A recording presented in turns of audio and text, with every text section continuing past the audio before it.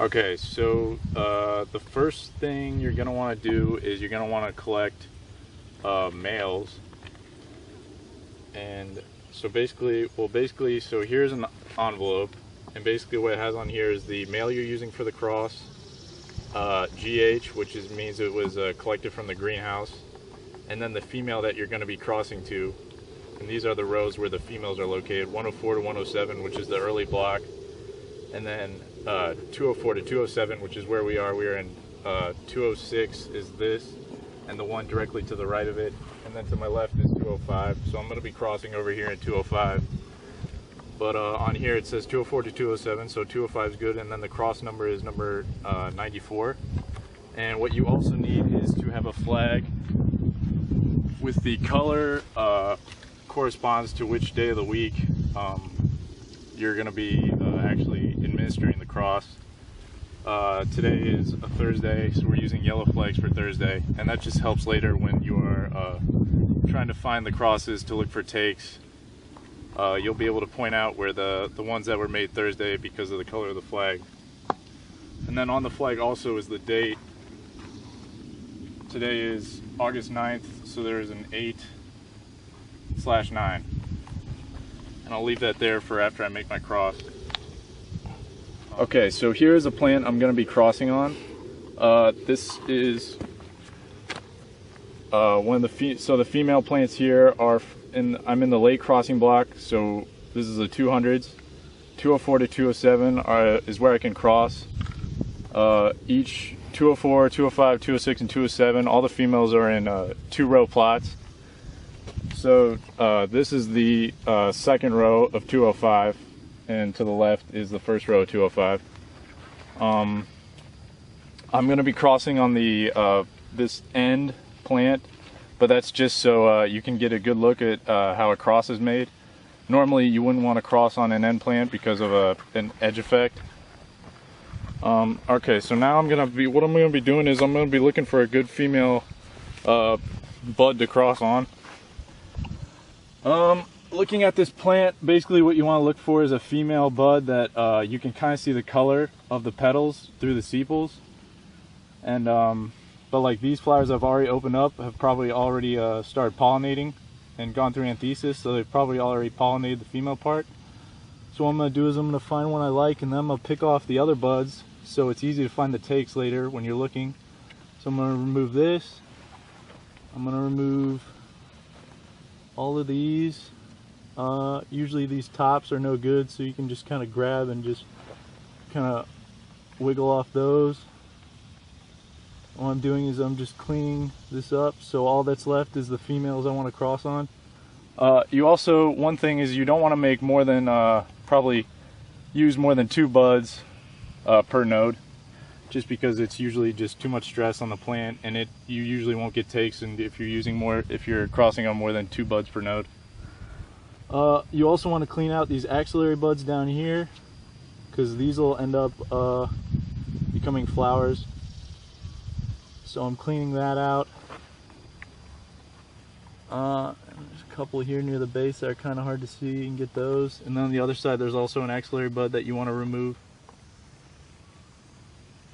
Okay, so right here I have probably these 2 females which I'll be trying to cross on. And now what I'm going to want to do is I'm going to want to remove the sepals. So what you want to do is, usually the sepal on one side is sticking out, kind of like is kind of hooking over the top of the bud. And what you can do is you can grab that and kind of just yank that down, and that'll come off. And then what you kind of want to do is just work the sides. Just grab the sepals, and usually you can just pull them down the sides of the bud. You just want to be careful. Kind of grab the base of the bud so you don't, when you're pulling the sepals, you don't rip off the whole thing. And this is kind of where the artistry comes into it, and you know, delicate and steady hands are the key.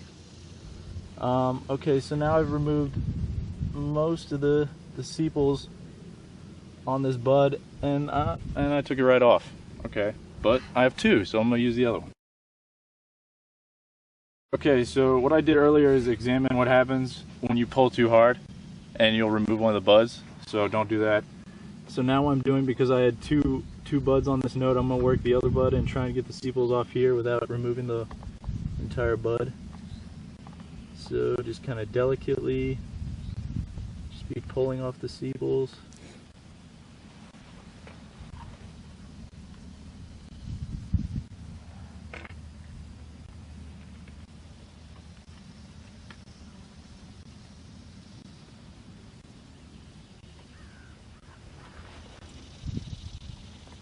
Okay. Alright, now that the sepals are pretty much off, what you want to do is you want to get the petals off next. So what you want to do is kind of grab low on the petals where they kind of meet the base of where the sepals were, and you want to pinch, but you don't want to pinch too hard, or you're going to cut right through the petals, and you're just going to cut it, and you're not going to be able to pull off the petals very easily. So I'm going to kind of grab here, and I'm going to kind of wiggle back and forth. And there.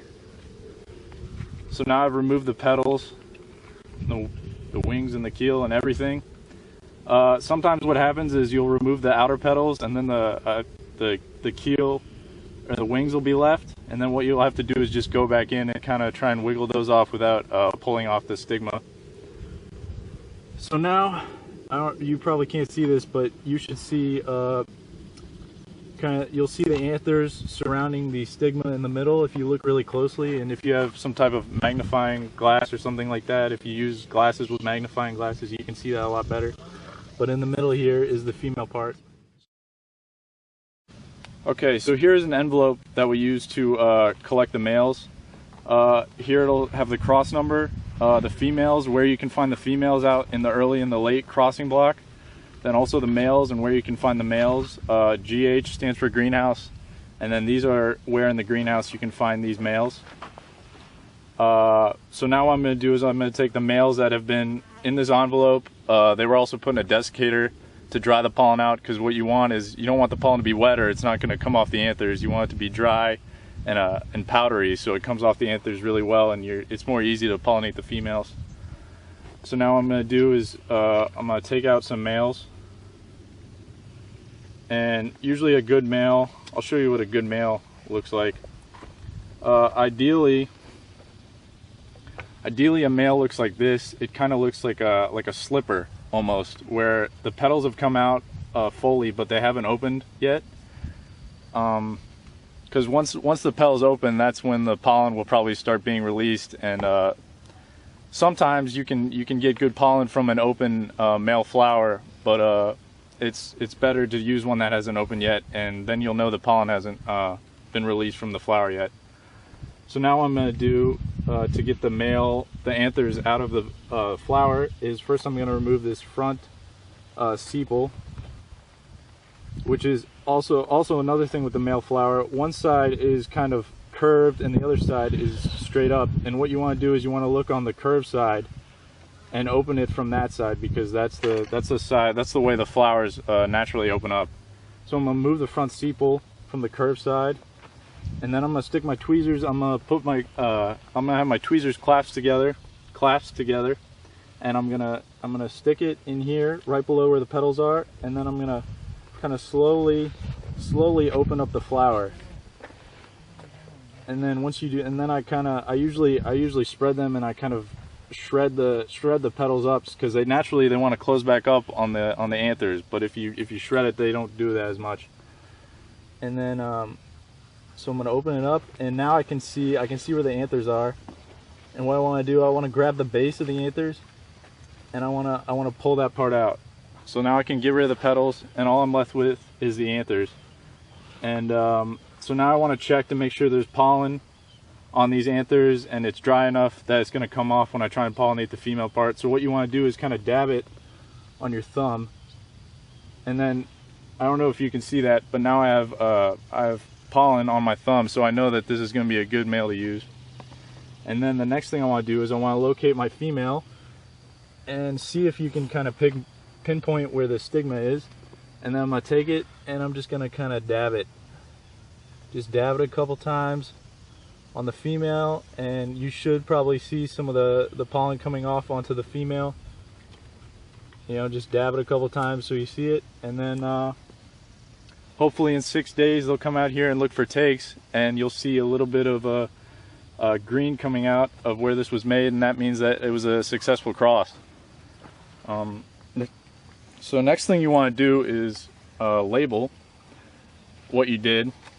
So here we use these tags, and what you're going to do is you're going to put it below your lowest cross on this plant, and the first thing you're going to want to put is the cross number, which comes from the envelope here, number 94. So in the top left corner of your tag, you're going to want to put the cross number, and I'm just going to put that real quick on here, and then I'll show you what I did. Number 94, and then in the top right corner here, you're going to put your initials, so they know who made the cross, who to give credit for, you know who's doing a good job, know who doesn't know what they're doing out here. So there's my initials. And then what I'm going to do is you're going to put the number of pollinations you made here on the bottom left corner, and you put, so I made 1 pollination, so I'm going to put 1P, and then you put a dash, and then you put how many nodes you made pollinations on, starting from the bottom up. So I made 1 pollination on 1 node, so I'm going to put 1P-1N. And so say I made a pollination here, I would do 2P, 2N, because this is the first node, second node. And if I had gone all the way to the top of the plant, say I made a pollination on this node here, and then this node up here, the very top node. Say I made a pollination on all 4 nodes, I would say 4P, 4N, and then I would put a T next to the N, signifying that my last pollination was on the very top node. But I didn't do that, so I'm going to put 1P-1N, and then so that's what that would look like. And then in the bottom right corner, I'm going to put today's date for the cross, 8/9. And then, so this is what a completed tag would look like. And then what you do is you secure it below your lowest cross, and you just want to twist it a couple times, maybe 2 or 3 times like that. And you want to leave some slack in this wire, because if you don't and you make it too tight, you're gonna girdle this plant and choke it out, and it won't be able to get the nutrients, and the top above it is just gonna die out. So you want to leave it some room to grow. And then, like I said earlier, in 6 days they're gonna come out here and they're gonna see if that was a successful cross. And now the last thing I'm gonna do is I'm gonna take a flag, which the color signifying what day of the week a cross was made, and it also has the date on here. So when they come out, say they're looking for this Thursday's crosses next Wednesday, they're going to know they're going to look for yellow flags with 8/9 on it. And what you want to do is you want to put this just in somewhere, close to where you made the cross, so it's easy for them to find. And so say I made a couple crosses on a couple different plants, I would kind of, say I use this plant here and this plant, I would probably put the flag in the middle between the two. You don't need to use a flag for every plant that you cross on, because that would just be a waste of time. And then the very last thing I'm going to do is I'm going to write on this envelope how many plants I crossed on, which in this case would be 1 plant. So I'll put 1 plant like that. And if I had crossed on several different plants, I would put 2, 3 plants, however. Usually you have about maybe 10, 15 males in here, so that might take a couple more plants to do. So I would put 1, 2, 3, or 4 plants, however many I did, if I did more than 1 plant. And then how many total pollinations I did from this envelope, which is 1. So I'll put 1 pollination. So 1 plant, 1 pollination. Then also what I want to do is write down which row I was in. So I was in 205. So I'll put 205, and they'll know what that means, 205. Also, I want to put my initials on here so they know who made the crosses with this envelope.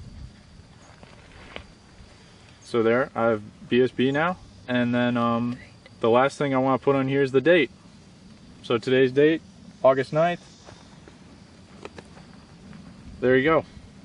And then what you'll do is you'll go to the book where we log all our crosses, and you fill in this information and leave the envelope there, and you're good to go.